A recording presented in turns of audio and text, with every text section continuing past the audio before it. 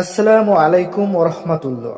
প্রিয় দর্শক, আজকের ভিডিওতে আমরা জানাবো শবে বরাতের ৮ রাকাত নফল নামাজ পড়ার সঠিক নিয়ম, কি নিয়ত করবেন এবং এই রাতে কোন কোন আমল করবেন, মহিলারা কত রাকাত নামাজ পড়বেন। আজকের ভিডিওতে আপনাদেরকে সম্পূর্ণ জানাবো, তাই ভিডিওটি না টেনে সবাইকে শেষ পর্যন্ত দেখার অনুরোধ রইল।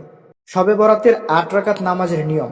প্রথমেই জেনে রাখুন, শবে বরাতের নামাজ হলো নফল নামাজ। এই ৮ রাকাত নামাজ ২ রাকাত করে মোট ৪ সালামে পড়বেন।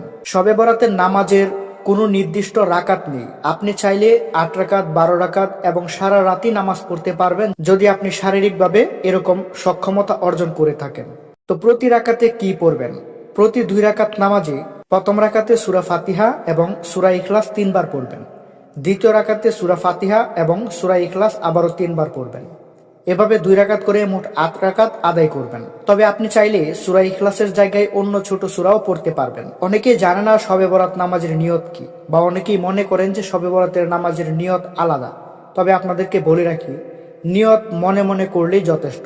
তবুও সহজ করে বললে, আমি আল্লাহর সন্তুষ্টির জন্য শবে বরাতের ২ রাকাত নফল নামাজ আদায় করার নিয়ত করেছি। এভাবে নিয়ত করে আপনারা নামাজে দাঁড়াবেন। প্রতি ২ রাকাতের জন্য এভাবেই নিয়ত করবেন। নামাজ শেষ করে এসব আমল করবেন। ১ নম্বরে ইস্তেগফার কমপক্ষে ১০০ বার, তারপর দরুদ শরীফ ১০০ বার, কালিমায়ে তাইয়্যিবা ১০০ বার। এরপর নিজের জন্য, মা বাবার জন্য, পরিবার, উম্মত এবং মুসলিমের জন্য মন খুলে দোয়া করবেন। তবে এখানে গুরুত্বপূর্ণ কথা হচ্ছে, শবে বরাতে নির্দিষ্ট ফরজ বা ওয়াজিব নামাজ নয়। যা কিছু করবেন সবই নফল ইবাদত। লোক দেখানোর জন্য নয়, শুধু আল্লাহকে খুশি করার জন্য নিয়তে আমল করবেন। প্রিয় দর্শক, এই রাত হতে পারে আপনার জীবনের সবচেয়ে গুরুত্বপূর্ণ ক্ষমার রাত।